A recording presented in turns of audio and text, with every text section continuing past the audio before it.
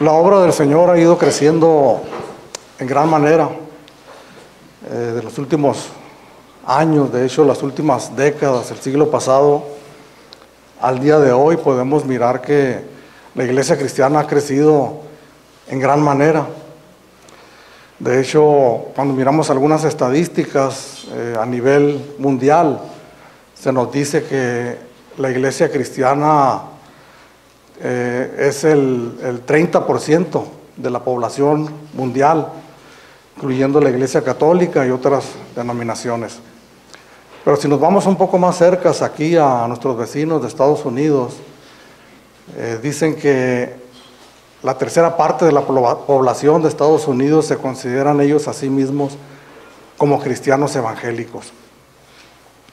¿Por qué se consideran a sí mismos como cristianos evangélicos? Bueno, porque asisten a una iglesia, porque sus padres los llevaron a la iglesia, porque nacieron, ¿verdad?, dentro de una denominación o una congregación cristiana. Pero si nos trasladamos más aquí en nuestro país, en México, y donde seguramente las estadísticas son un poco menores en nuestro país.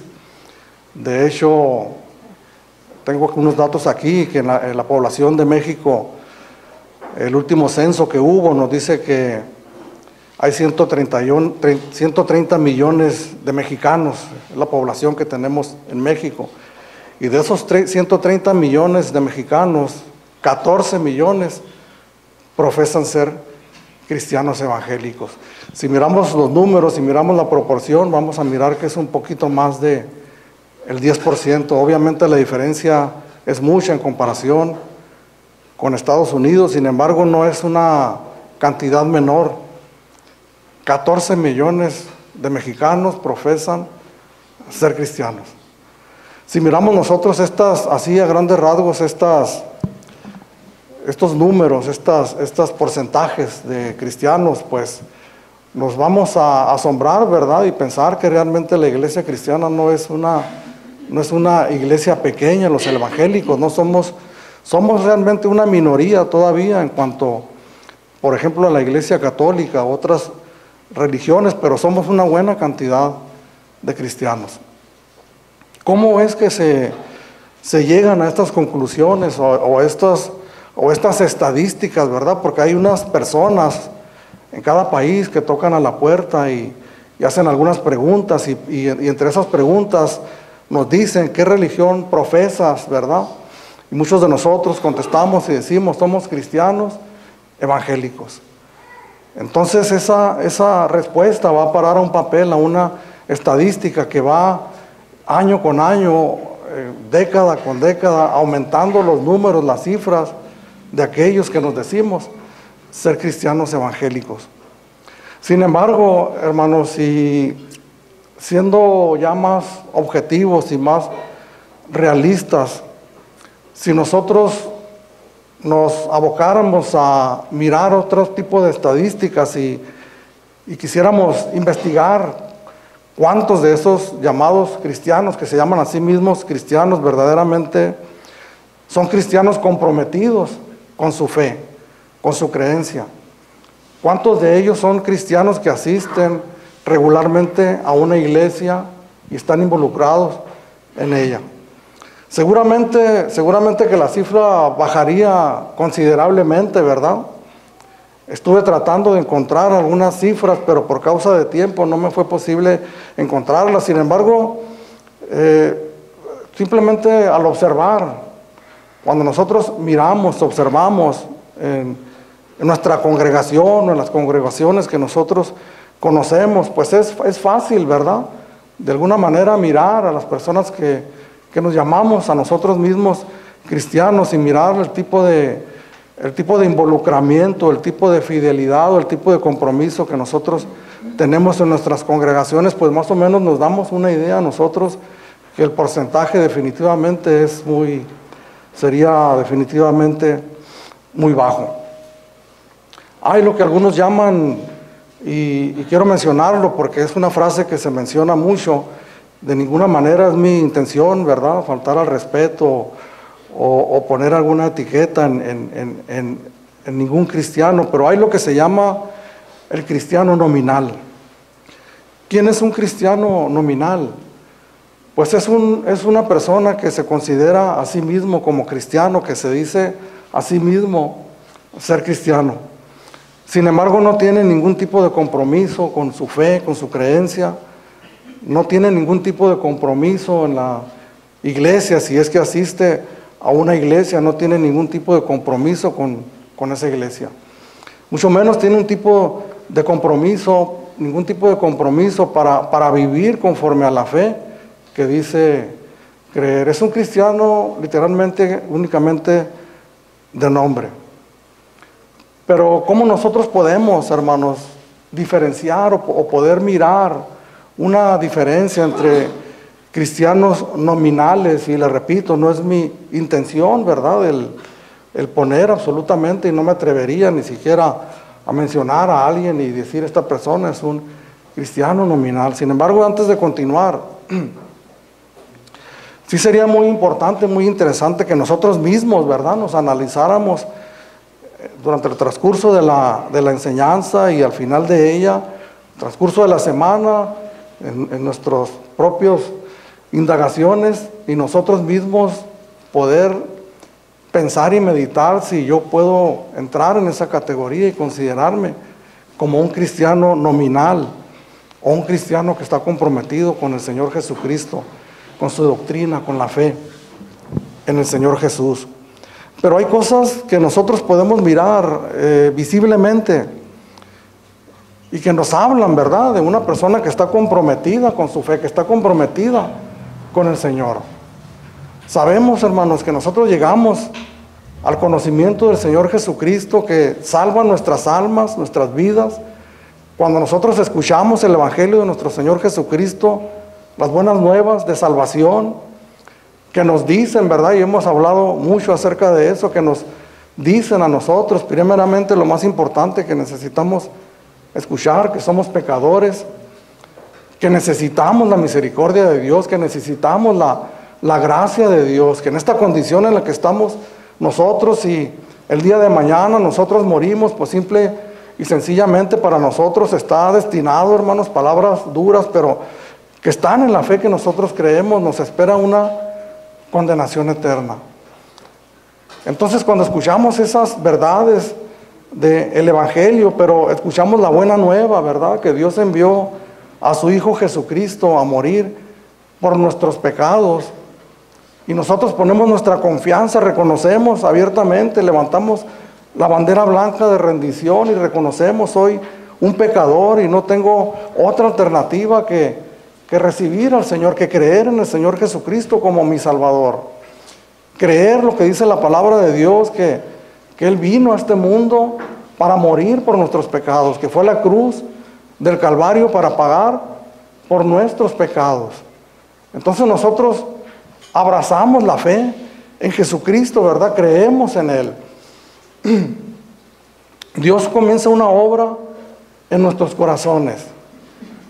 Entonces nosotros comenzamos a congregarnos, si eso no sucede dentro de una congregación, si sucede en la calle o en cualquier otro lugar, entonces el siguiente paso es que nosotros comenzamos a congregarnos, asistimos a una iglesia cristiana en donde se predique la palabra de Dios, empezamos a escuchar el Evangelio de nuestro Señor Jesucristo, que nos habla, ¿verdad?, de esa novedad de vida que hemos recibido y la manera como nosotros debemos de vivir. Nosotros procedemos a la obediencia al Señor que nos llama, que nosotros manifestemos al mundo que somos cristianos cuando nosotros obedecemos el llamado del Señor a bautizarnos, ¿verdad?, llegar a las aguas bautismales delante de la gente, proclamar que somos creyentes, que somos hijos de Dios.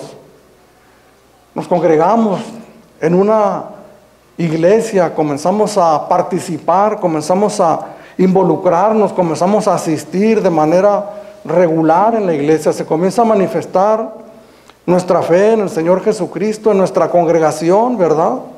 Es una manifestación externa, si usted quiere, el hecho de que nos congreguemos. Y el solo hecho por sí mismo de congregarnos no dice necesariamente que nosotros seamos cristianos comprometidos, mas sin embargo, un cristiano comprometido necesariamente se congrega en una iglesia de manera regular. Comienza a involucrarse en las actividades de la iglesia, comienza a servir al Señor, comienza a buscar la santidad, la justicia en su vida. Nosotros podemos observarlo, lo observamos y podemos nosotros decir de alguna manera, he ahí un cristiano genuino.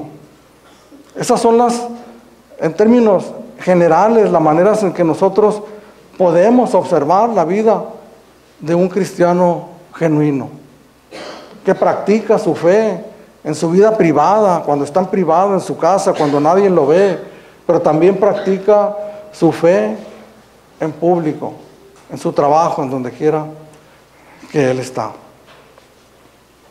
El Evangelio de nuestro Señor Jesucristo transforma nuestras vidas. Es lo que habla este pasaje tan conocido que está aquí en este mismo capítulo 5, versículo 17, que todos lo conocemos, que dice: de modo que si alguno está en Cristo, nueva criatura es. Las cosas viejas pasaron, aquí, todas son hechas nuevas. El Evangelio definitivamente transforma nuestras vidas. Estamos hablando, y yo quise poner esta introducción, hermanos, de las estadísticas que están puestas sobre un papel y que nos habla de una multitud de personas que se han considerado a sí mismos como cristianos. Pero la verdad de las cosas es que no es cuestión de nosotros estar señalando quiénes lo son y quiénes no. La cuestión es que nosotros mismos, ¿verdad?, nos escudriñemos a nosotros mismos y caigamos en la cuenta y digamos, por si tal vez nosotros creamos verdaderamente que lo somos, ¿no? Por alguna razón, porque las razones que mencionaba en un principio, porque asistimos regularmente a la iglesia, porque un día hicimos una profesión de fe o porque nacimos en un hogar cristiano. Pero debemos nosotros saber, hermanos, que hay evidencias visibles que nos hablan que nosotros verdaderamente hemos abrazado la fe en nuestro Señor Jesucristo. Pero, como dice el filósofo, ¿no? Vamos a comenzar desde el principio. ¿Qué es lo que produce la salvación primeramente en nuestras vidas? ¿Cuál es el resultado de nosotros cuando nosotros llegamos delante del Señor y confesamos nuestros pecados, confesamos que tenemos necesidad de Dios, ¿verdad? Recibimos el Evangelio por primera vez. ¿Cuál es el resultado primero en nuestras vidas? Escuchaba el último canto y me gusta mucho, hermanos, poner atención a las palabras, a las letras de los cantos, porque escuchaba en este último canto que fuimos nosotros justificados, ¿verdad? Fue resucitado y nosotros fuimos justificados.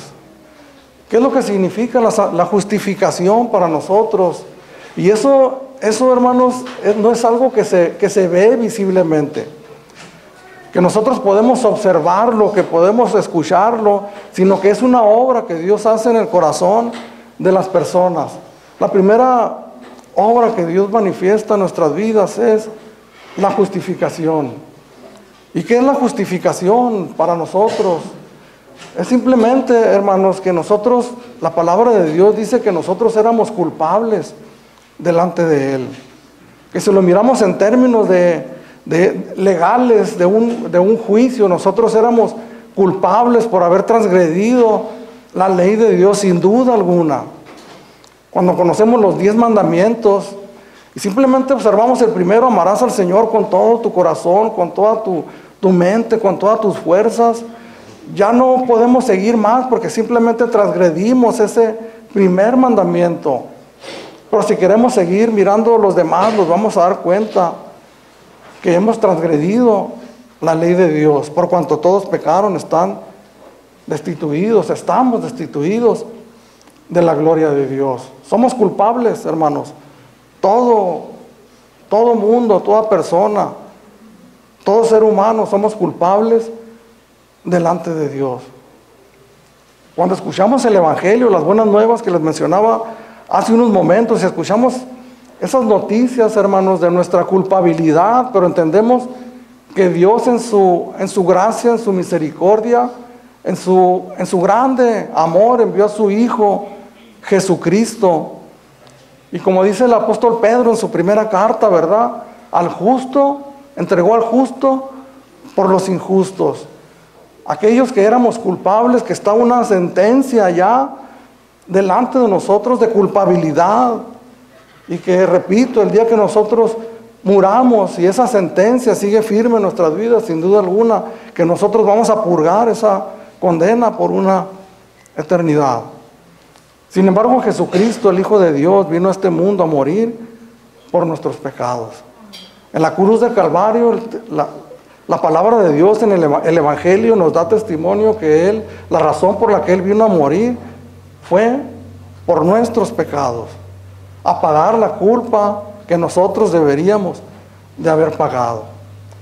Entonces nosotros podemos decir que el justo que fue a la cruz del Calvario por los injustos pone su justicia sobre nosotros, nos declara inocentes, la sentencia, la culpabilidad de nosotros ha sido quitada, ha sido abolida. Entonces nosotros somos declarados justos, como si estuviéramos, imaginemos que estuviéramos en un juicio donde nosotros somos los acusados y finalmente el juez nos dice: te declaro inocente. Cuando todas las pruebas nos apuntaban con el dedo acusador, el gran juez, hermanos, Dios Todopoderoso, que está sentado en su trono, no gratuitamente, hermanos, es decir, no nada más porque sí, sino por la muerte de Jesús en la cruz del Calvario, que pagó por nuestros pecados, nosotros somos declarados justos. Nuestros pecados han sido perdonados. Esa es la justificación para nosotros. No significa la justificación que Dios nos ha hecho justos, que de manera intrínseca en nosotros se nos ha dado una naturaleza justa por nosotros mismos, sino que somos declarados justos delante de Dios. Entonces nosotros meditamos en eso, hay una conciencia en nosotros, ¿verdad? Porque nos comenzamos a congregar y comenzamos a aprender, como en esta mañana, esa consecuencia para nosotros, para nuestras vidas, de haber recibido el Evangelio, que hemos sido perdonados. Entonces comenzamos a asistir a una congregación, fuimos apartados de aquella vana manera de vivir que teníamos, porque el Señor nos llevó a nosotros al arrepentimiento, ¿verdad? Nos arrepentimos de nuestros pecados. Entonces hay una división en nuestras vidas. Dejamos de practicar las cosas que antes practicábamos y ahora estamos en una iglesia. Ahora nuestras vidas han cambiado, asistimos a una congregación, escuchamos la palabra, leemos la palabra, entonamos cantos hermosos cuando estamos en la iglesia, aprendemos versículos bíblicos que llegan a nuestro corazón. Recuerdo el Salmo 32 del salmista David: bienaventurado aquel cuya transgresión ha sido perdonada.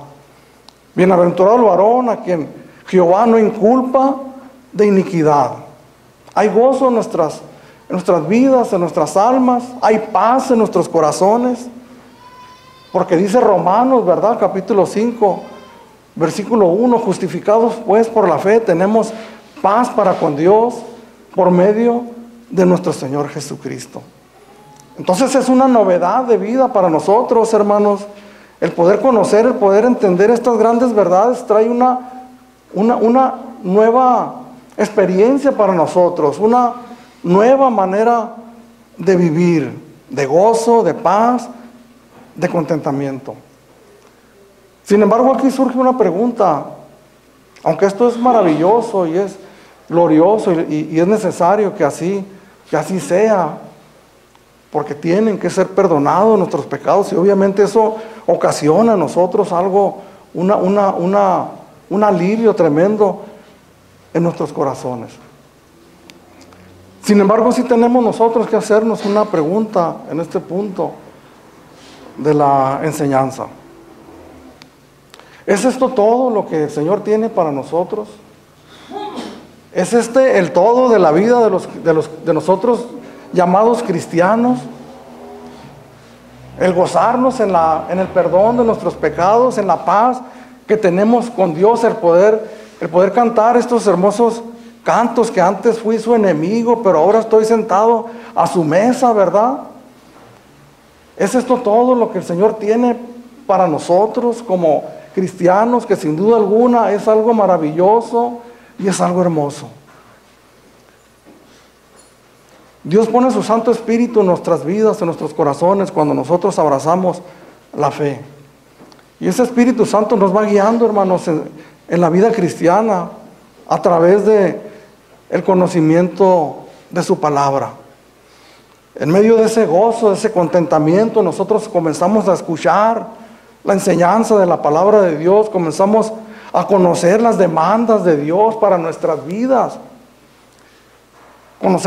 Comenzamos a conocer las demandas de santidad, ¿verdad?, de Dios para nosotros. Comenzamos a ver las medidas altas que el Señor tiene para nosotros que hemos abrazado la fe. Leemos en Mateo capítulo 5, verso 48, en el Sermón del Monte, cuando el Señor le dice a sus discípulos: sean pues también perfectos, así como vuestro Padre que está en los cielos es perfecto. Leemos en 1 de Pedro capítulo 1, versículo 15: así como Dios es santo, sean también ustedes santos en toda vuestra manera de vivir. Entonces nosotros comenzamos a descubrir algo en nuestra vida cristiana, en medio de ese contentamiento y en medio de ese gozo por haber sido perdonados, de estar disfrutando del ambiente, de la vida cristiana, de la nueva vida que Dios nos da. Comenzamos a entender, comenzamos a conocer otras cosas, las demandas de Dios en nuestras vidas. Comenzamos a inquietarnos, comenzamos a ver, hermanos, que en ese primer amor tal vez sí nos dábamos cuenta, pero estábamos nosotros tan entregados a ese disfrute, a ese goce del primer amor, que no le poníamos mucha atención, pero en ese momento comenzamos nosotros a darnos cuenta que todavía aquel pecado del que fuimos nosotros perdonados, que todavía se mueve en nuestras vidas, que hay un remanente en nosotros que tiene todavía cierta influencia sobre nuestras vidas. En nuestras mentes vienen recuerdos, vienen pensamientos, en nuestras actitudes, tal vez a veces involuntariamente salen palabras o salen situaciones de nuestros labios, de nuestro corazón, que nos hacen ver que todavía hay una lucha en nosotros y están las demandas de Dios, nada más y nada menos de ser perfectos como Dios es perfecto, de ser santos como Dios es santo. Entonces el genuino creyente, hermanos, no el nominal, sino el genuino creyente que ha abrazado la fe con todo su corazón, que Dios ha puesto su Espíritu Santo en él, comienza a inquietarse, comienza a sentir una inquietud en su corazón, no se siente conforme, no se siente a gusto con su vida, comienza a aparecer esa hambre y esa sed de justicia de la que habló el Señor también en el Sermón del Monte, capítulo 5, versículo 6. Bienaventurados los que tienen hambre y sed de justicia. Hago un pequeño paréntesis aquí en este punto, porque por experiencia personal y por la observación, por el observar, ¿verdad?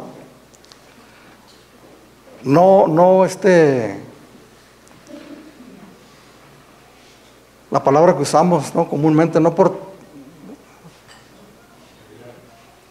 estar de tijeras, no de tijerear, sino por la observación, hermanos, en nuestra propia vida personal y en lo que nosotros observamos, miramos. Yo he observado, le repito, en mi propia vida, y he observado que en un momento determinado en la vida de nosotros los creyentes hay como un parón, hermanos.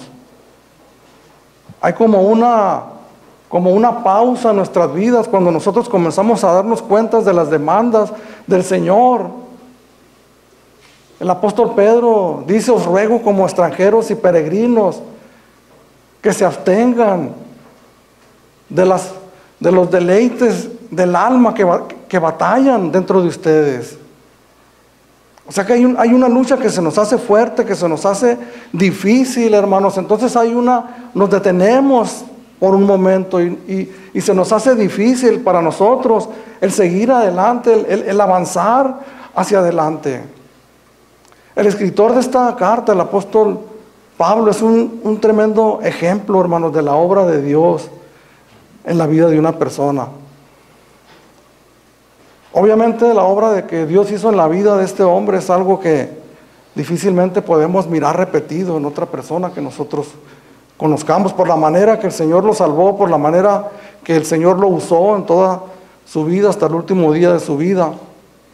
Como leemos en el capítulo 9, que este hombre, la conversión del apóstol Pablo en Hechos capítulo 9, como este hombre lleno de odio, lleno de maldad, respirando violencia, dice la palabra del Señor, iba con rumbo a Damasco para tomar presos a los cristianos y llevarlos a la muerte.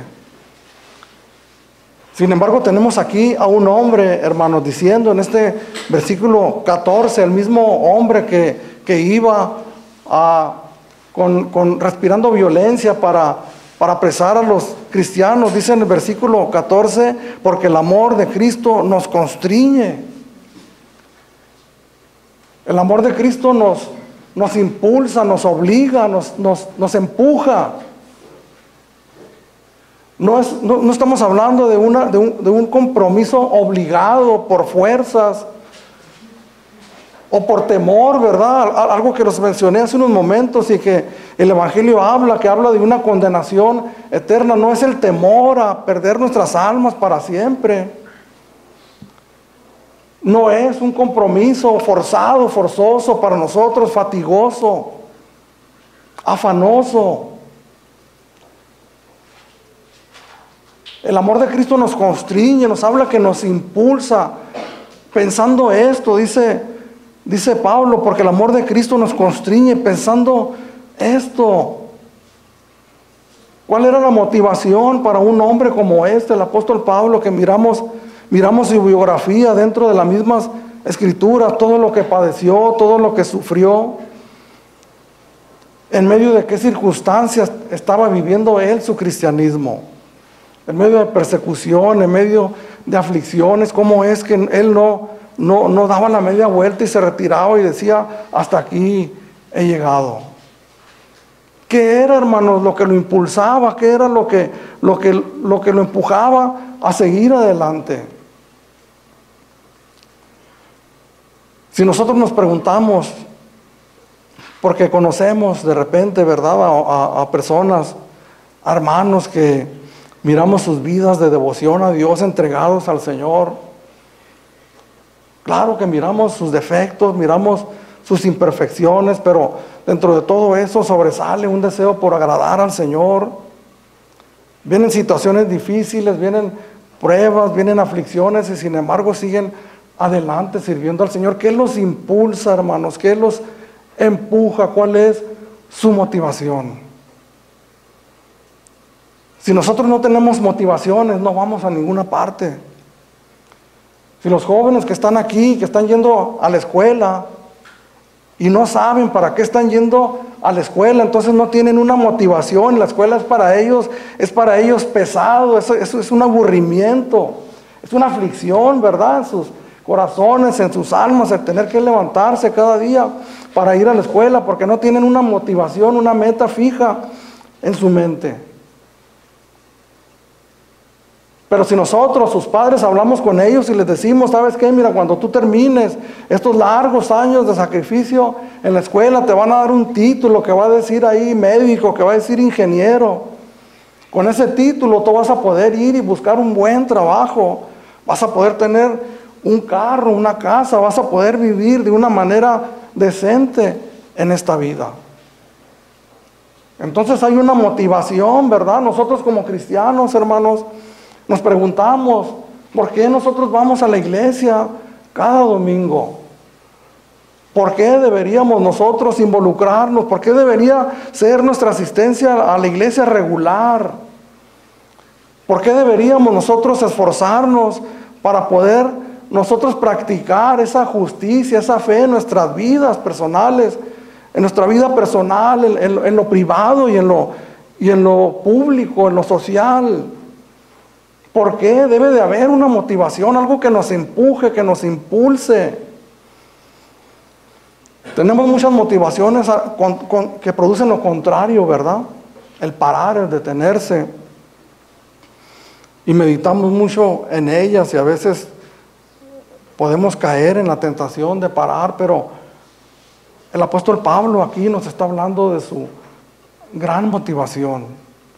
Son estas palabras sencillas que creo yo que se repiten en cada sermón, en cada predicación, en cada página de la Biblia que nosotros volteamos para leer literalmente o implicada ahí en lo que estamos leyendo, esta gran verdad sencilla pero poderosa, el amor de Cristo.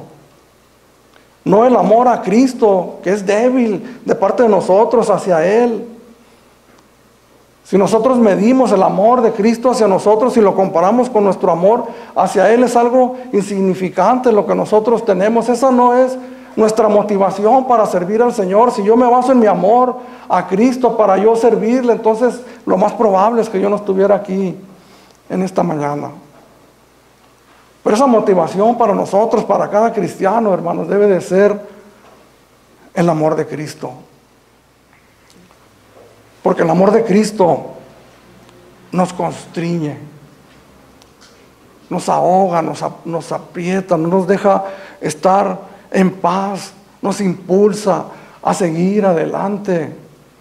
Pensando esto, escribe aquí el apóstol Pablo, que si uno murió por todos, luego todos murieron. De lo que está hablando el apóstol Pablo es de la vieja historia, ¿verdad?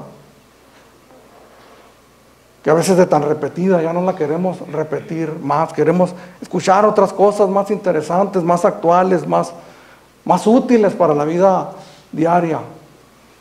Pero esta historia antigua, hermanos, a lo que se refiere aquí el apóstol Pablo, que si uno murió, uno el que está hablando es Cristo Jesús, que murió por nosotros, para que nosotros también muramos al pecado y a la maldad. Para que nosotros muramos a nosotros mismos. Hay una característica, hermanos, que nos identifica en nuestros primeros semanas, meses, tal vez años dentro del cristianismo, que nos gozamos en la novedad de vida, es que pensamos mucho en nosotros, ¿verdad? Oh, Señor, quiero, deseo, necesito, tengo esta necesidad, Señor, voy a ir para que me bendigas, para que me des. Quiero sentir tu presencia, quiero esto, quiero lo otro para mí. Lo cual no es malo, hermanos, es una etapa de nuestra vida donde nosotros tenemos que llenarnos del Señor, donde tenemos que pedirle al Señor, donde tenemos que orar, donde tenemos que estudiar la palabra, aprender, llenarnos de la palabra de Dios. Pero la obra de Dios, y lo menciona aquí el apóstol Pablo, en el verso 15, cuando dice, y por todos murió, para que los que viven ya no vivan para sí. Está hablando de una muerte que produce la obra de Cristo en la cruz en nuestras vidas, y que habla Romanos capítulo 6, del 1 al 4, que nos identificamos nosotros en la muerte de Cristo. Es lo que la letra de este canto último que entonábamos. Fue sepultado y nuestros pecados fueron perdonados. Morimos juntamente con Cristo. Un cristiano de nombre, hermanos, que pone una palomita en donde dice creyente evangélico, pero que continúa viviendo igual en este mundo, definitivamente no podemos nosotros ponerlo o considerarlo como un cristiano genuino. Porque hay una muerte, hermanos, que produce la obra de Cristo en nuestras vidas. Morimos a nuestros tres mayores enemigos que nosotros tenemos. Morimos a nosotros mismos, al pecado que hay en nosotros. Morimos al mundo, al pecado que hay al mundo. No tenemos ya parte ni suerte con aquel que gobernaba nuestras vidas, que es el príncipe de este mundo. Hemos muerto, hermanos. Esa es una característica de un genuino cristiano. Estamos apartados, hermanos, del mundo. Me encanta la enseñanza del estudio que estamos teniendo, porque en una predicación como esta no podemos detenernos y abarcar mucho sobre cada tema, pero como hemos estado estudiando, hermanos, que verdaderamente sí tenemos nosotros que marcar una diferencia del mundo, mas sin embargo estamos en este mundo, nos relacionamos en este mundo para compartir nuestra fe. Entonces les comentaba que en esta etapa nosotros pensamos demasiado en nosotros mismos, pero hay un momento, hermanos, en donde nosotros, el Espíritu Santo nos comienza a llevar a esa profundidad que a todos nos quiere llevar. Y en estas palabras que el apóstol Pablo dice así: por todos murió, para que los que viven, para que los que han recibido la vida eterna, la bendición de la salvación en sus almas. Fíjese qué palabras. Estas palabras se escuchan, la música la escuchamos, depende de los oídos con lo que nosotros la escuchamos. Pueden serte palabras duras, crueles, y decir: no, no es posible. Como el apóstol Pedro le dijo al Señor cuando le dijo que era necesario que Él fuera y padeciera y morir en la cruz del Calvario: en ninguna manera te acontezca esto, ten misericordia de ti. Porque escuchaba estas palabras con los oídos carnales. Pero cuando el Espíritu Santo está en nuestras vidas y sabemos a lo que Dios nos está llamando, cuando escuchamos estas palabras: y por todos murió, para que los que viven ya no vivan para sí. Que ya no vivamos para nuestros propios intereses, para nosotros mismos, el egoísmo, centrados en nosotros mismos. Sino que vivamos para aquel que murió y resucitó por nosotros, para Cristo Jesús. Por eso le decía, hay un momento en nuestras vidas que nosotros, perdóneme la expresión, no estaba meditando en esa palabra, no sé si sea una mala palabra, después me corrige usted, pero reculamos, ¿verdad? Nos atoramos un poco y no queremos avanzar porque las demandas del Señor se nos hacen muy duras.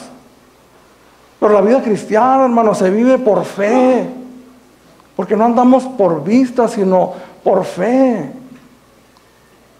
Y todo lo que Dios nos pide a nosotros, cada paso que nos pide a nosotros, que nosotros demos, sabemos que es lo mejor que Dios tiene para nosotros. Y si Dios nos pide que ya no vivamos para nosotros mismos, nos está pidiendo algo que va a ser de bendición para nuestras vidas y para los demás. El apóstol Pablo, el escritor de esta carta, lo describió de manera perfecta en la carta a los Gálatas, capítulo 2, versículo 20, cuando él escribe: ya no vivo yo, mas Cristo vive en mí. ¿Qué nos motiva nosotros a llevar semejante o tratar de procurar semejante estilo de vida? Si no es esta gran verdad, el amor de Cristo. Cuando nosotros meditamos en esta parte del Evangelio, que Cristo murió por nuestros pecados, y yo sé que estos son palabras repetitivas para nosotros que escuchamos continuamente, pero si hay algo que nosotros debemos de estudiar una y otra vez, es esta parte central del Evangelio. Como el apóstol Pablo escribió, que Cristo Jesús vino a morir por los pecadores, de los cuales yo soy el primero. El poder mirar, hermanos, a Jesús en la cruz y poder considerar, como dice el apóstol Pablo aquí, pensando esto, porque esto nos lleva a meditar, hermanos. Es bueno leer la palabra de Dios de manera regular, de manera corrido. Es bueno abrir la Biblia desde el Génesis y hacernos un propósito de leerla a lo largo de un año, de principio a fin. Pero es bueno detenernos también en partes de la Escritura y meditar en nuestra mente y en nuestro corazón. Y al meditar en la muerte de Cristo en la cruz, y cuando entendemos que fueron nuestros pecados los que lo llevaron a la cruz, que fue por mí, si nosotros personalizamos esa obra del Señor Jesucristo y nos ponemos delante de Él y entendemos que fue por mí, que fue por ti, que el Señor murió, entonces nosotros meditamos y pensamos, ¿por qué razón el Señor sufrió de tal manera en ese madero por una persona como yo? Estamos hablando de un cristiano regenerado que ha entendido la palabra de Dios, que ha entendido el Evangelio, que ha comprendido que es un pecador, que al principio lo creímos por fe, porque el Señor iluminó nuestro entendimiento y lo comprendimos. Pero conforme ha pasado el tiempo, nos ha ido viniendo más luz a nuestra mente y nuestro corazón, y aceptamos que somos pecadores, que fallamos. Es más, el pecado, somos más conscientes del pecado que éramos antes cuando estábamos sumidos en él. Porque la luz del Evangelio ha iluminado nuestro entendimiento. Entonces nosotros nos preguntamos, ¿por qué razón el Señor Jesús vino a morir por un pecador como yo? Porque no nos pasó el Señor por un proceso antes de tener contacto con nosotros, para que nosotros pudiéramos llegar un poco más limpios delante de Él. Romanos 5:8 dice la palabra de Dios que Dios muestra su amor para con nosotros en que, siendo aún pecadores, Cristo murió por nosotros. En el versículo 10 dice, y si siendo enemigos, Dios envió a su Hijo Jesucristo para morir por nuestros pecados. Esa es la palabra, hermanos. Para nosotros éramos enemigos de Dios. Entonces, considerando esto, pensando esto, ¿por qué razón el Señor fue a morir a una cruz de una manera cruel y terrible por mí? Y la respuesta contundente para todos nosotros es Juan 3:16, porque de tal manera amó Dios al mundo. Es el amor de Dios, hermanos. Si hacemos una encuesta y tú te consideras en esta mañana como un cristiano genuino, entonces has conocido el Evangelio.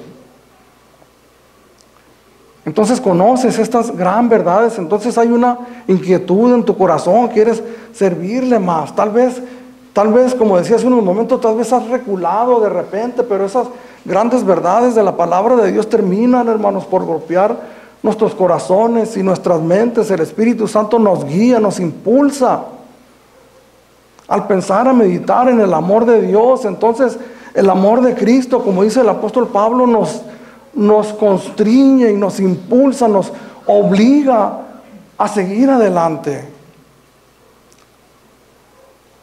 apelando a la experiencia personal. ¿Cuántos de nosotros no hemos de repente pensado, nos hemos debilitado y hemos pensado tal vez que ya no vamos a seguir adelante?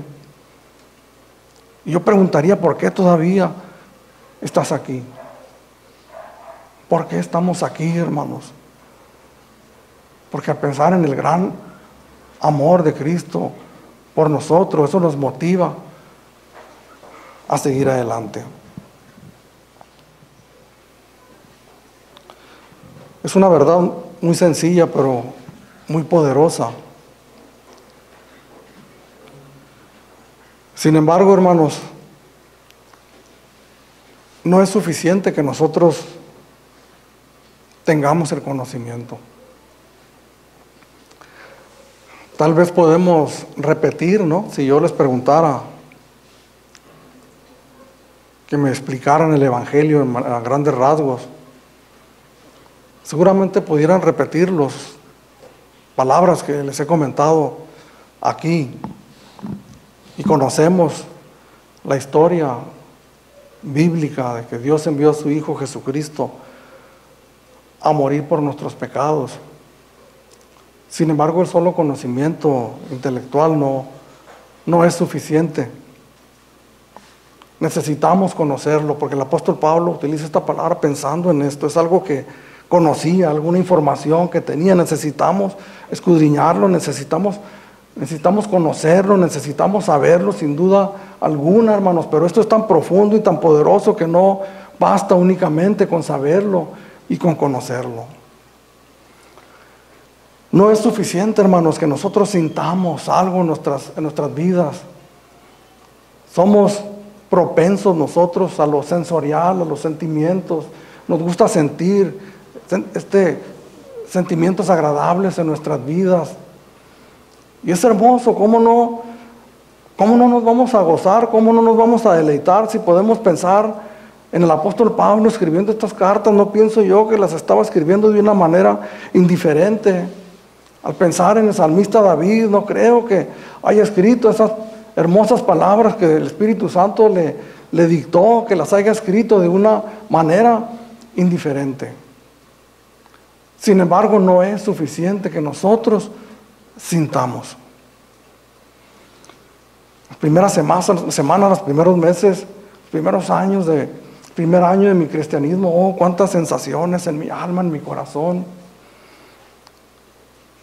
Cuánta emoción desbordante dentro de mí. Sin embargo, hermano, eso no es suficiente. Necesitamos que venga el Espíritu Santo y nos convenza en nuestros corazones, nos persuada de que estas cosas son así. No es ni siquiera suficiente, hermanos, las arengas de un predicador, la presión de la iglesia, el temor, como decía hace unos momentos, al infierno. Es necesario que venga el Espíritu Santo a nuestros corazones y nos convenza de la verdad de la palabra de Dios, del Evangelio de nuestro Señor Jesucristo, de la gran verdad central, hermanos. Perdónenme lo repetitivo, pero éramos pecadores, somos pecadores, pero íbamos con rumbo al infierno, pero Cristo se atravesó en nuestro camino y salvó nuestras almas. Ese es el amor de Cristo que nos debe a nosotros impulsar.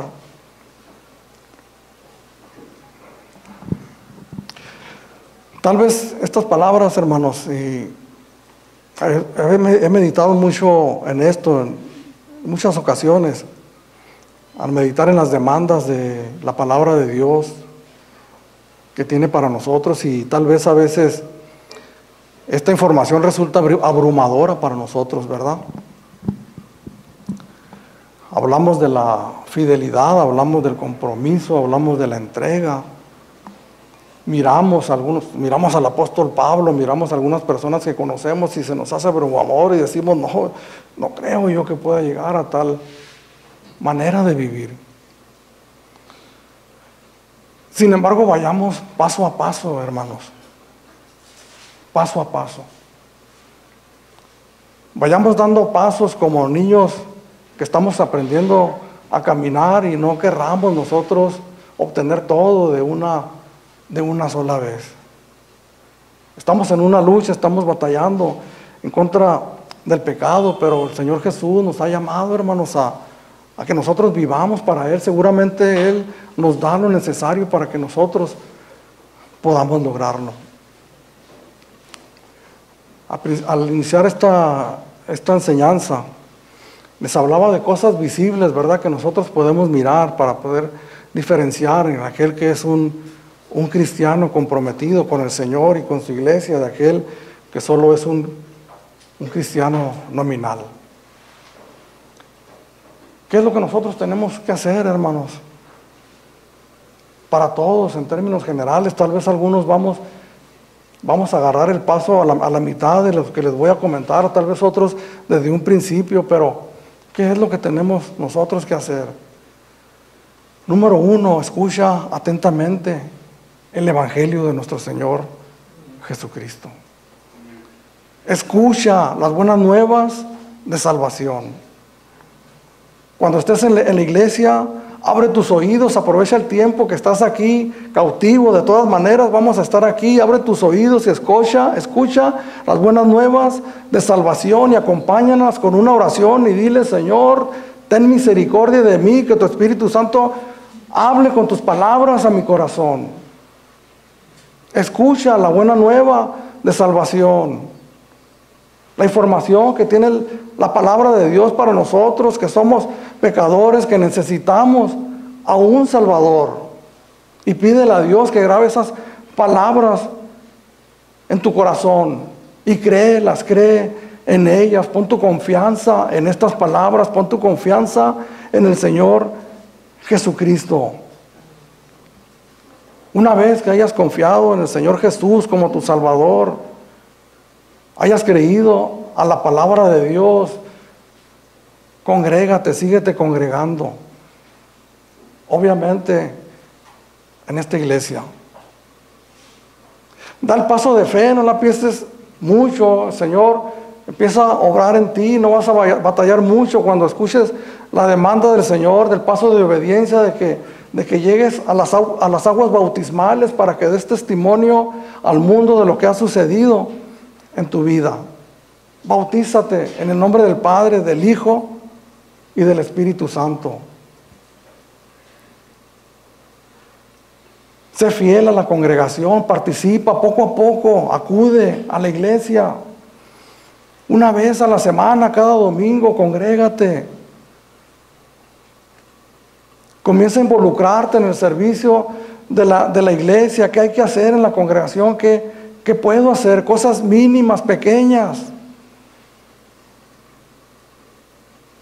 Esfuérzate para vivir la fe que has recibido. A veces en mi trabajo estoy solo prácticamente, no tengo compañeros de trabajo, estoy solo y eso me ayuda mucho para meditar. Y a veces medito yo en mi propia relación con el Señor y mi propio ejercicio de mi fe. Y casi siempre, o por no decir siempre, salgo debiendo. Empiezo a haber una inconformidad en mi vida, empiezo a decirle al Señor que me ayude, que deseo con todo mi corazón poder ser más eficaz. Escucho predicaciones de tremendos predicadores, siervos de Dios, los dones, los talentos que Dios les ha dado, las cosas que Dios los ha usado, y le digo: Señor, soy tan pequeño, tan pobre. Pero algo que el Señor, hermanos, me ha estado enseñando es que si yo me quiero comer todo eso, pues simple y sencillamente me voy a frustrar. Hay un texto en el Antiguo Testamento, Eclesiastés capítulo 9, versículo 10. Todo lo que te viniere a la mano para hacer, hazlo según tus fuerzas. Entonces yo medito en lo que estoy haciendo y le digo al Señor: te doy gracias por lo que ya estoy haciendo. Ayúdame a ser fiel en lo que estoy haciendo, a ser eficaz en lo que estoy haciendo.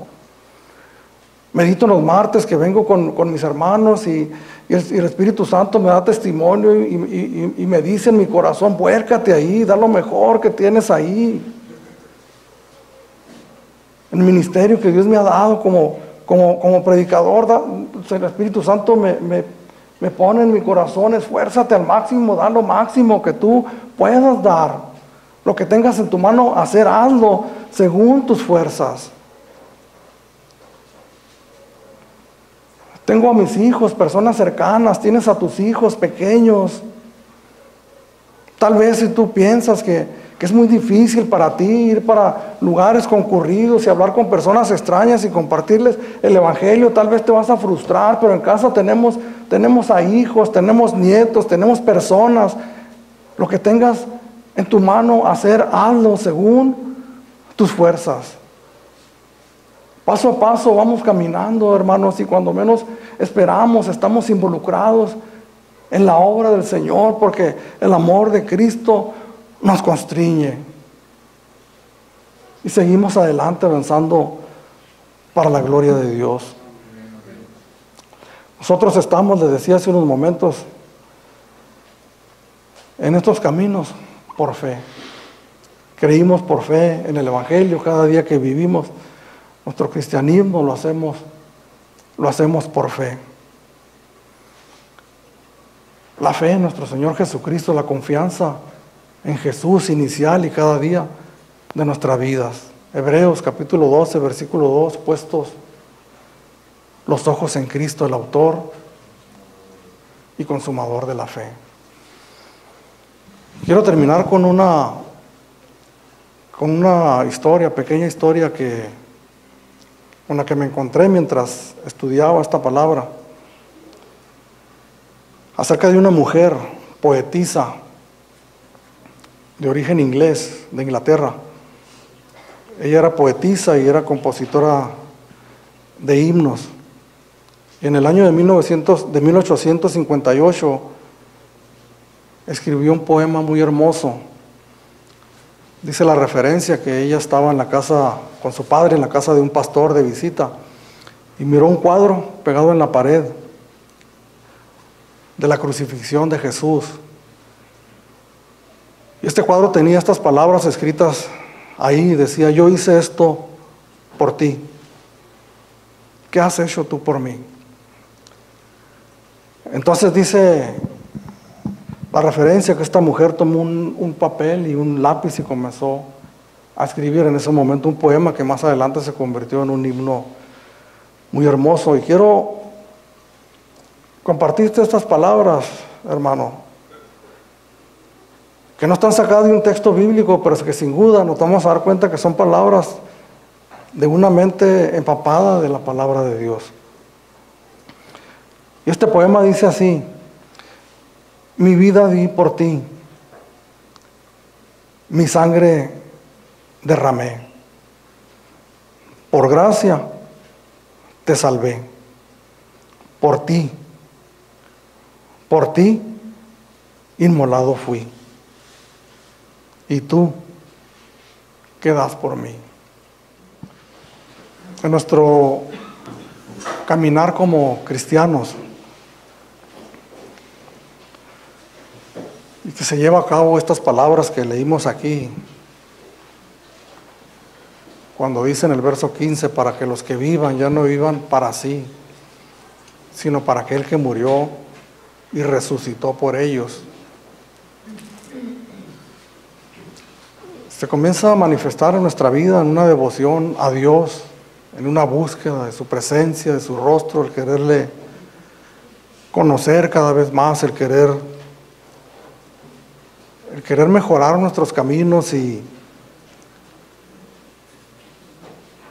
cuando pensamos en nosotros mismos ya a estas alturas de nuestro cristianismo, lo hacemos en términos de nuestra necesidad para poder ser útiles para otros. Le pedimos al Señor sabiduría, le pedimos poder, le pedimos fuerza, le pedimos aliento. Le pedimos que queremos ser mejores, que nos ayude para poder ser útiles para la obra de Dios. Cada vez son menos cosas superfluas las que nosotros demandamos del Señor para nosotros. Cuando nosotros meditamos en lo que hizo Jesús en la cruz por nosotros, eso se comienza a manifestar en nuestras vidas. Comenzamos a observar a nuestro alrededor, a las personas, comenzamos a mirar a la gente. Dice aquí la Escritura que ya no miramos a las personas como antes las mirábamos. con sus defectos, con sus fallas, trayendo a nosotros animosidad o rechazo hacia ellos, sino que se comienza a despertar un sentido de compasión y de misericordia por las almas que no conocen al Señor. Comenzamos a ver a los drogadictos, perdóname la crudeza de la palabra, las necesidades que hay en este mundo. Comenzamos a saber de los niños maltratados, golpeados, violados, de las mujeres que sufren, y decimos quisiera como iglesia pudiéramos hacer algo al respecto. Unir nuestras fuerzas, unir nuestro clamor, hablarles del Evangelio, comprar casas, lugares donde podamos llevar a salvo personas que tienen necesidad. Les compartía en una ocasión, miro el mundo, hermanos, cómo están trabajando para estas obras de compasión. ¿Qué los motiva? ¿Qué los mueve? No lo sé. No me atrevería a hacer un juicio contra personas que están haciendo algo que nosotros no estamos haciendo. No es por obras, ciertamente, hermanos. Sin embargo, hay obras a las que el Señor nos llamó y que están ahí de antemano para que nosotros andemos en ellas. El motor que nos va a mover, hermanos. La motivación que nos va a hacer nosotros pagar precios, no detenernos ante los obstáculos y las dificultades, es el amor de Cristo. Mientras más tardemos nosotros me maravilla, le digo, estaba ayudando a mi esposa, no le contesté las preguntas, le ayudé. El segundo capítulo que miraron nuestras hermanas del libro número 4 de la unidad de la iglesia. Mientras nosotros tardemos más en llegar a estaciones, a puntos donde el Señor nos ha llevado, van a seguir pasando por nuestros lados estas noticias. Apareció muerta una niña y nadie se dio cuenta que tenía años siendo abusada, nadie supo, nadie miró. El hijo de fulano de tal amaneció muerto por una sobredosis de droga. Personas diariamente se están yendo de este mundo sin haber escuchado el Evangelio. Me gustaría conseguir ese cuadro donde, si habrá copias, réplicas, para hacerme de uno y ponerlo en una pared. Ver a Jesús crucificado únicamente para que me recuerde. Y esas palabras diciéndome, yo hice esto por ti. ¿Y qué has hecho tú por mí?